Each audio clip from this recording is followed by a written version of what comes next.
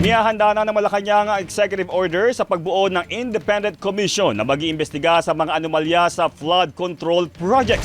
Balita mula sa Malacanang, hatid ni Radyo Patrol, Christian Yosores. Christian!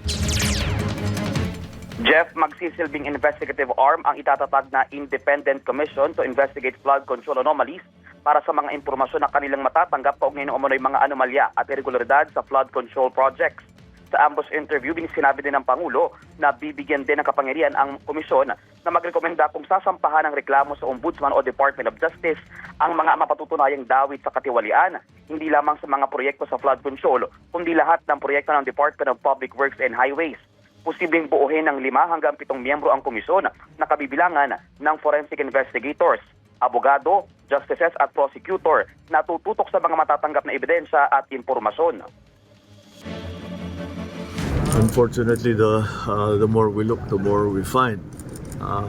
Kahit sa 2026 budget, marami pa rin siningit. So talagang it really needs to be cleaned out properly.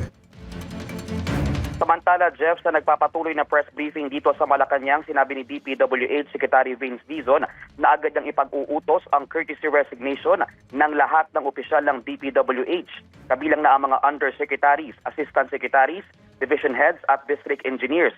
Magpapatupad din anya ng polisiya na agarang lifetime blacklisting ban sa mga kontraktor na mapatutunayang sangkot sa mga substandard projects o mababang kalidad na proyekto at ghost projects.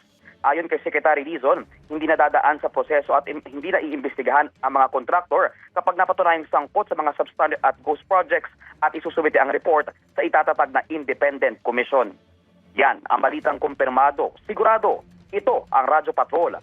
Christian Yosores, DZMM. Maraming salamat, Christian Yosores. Basta't may nangyari, naka-report agad. Subscribe na sa DZMM Teleradyo YouTube channel, Kapamilya.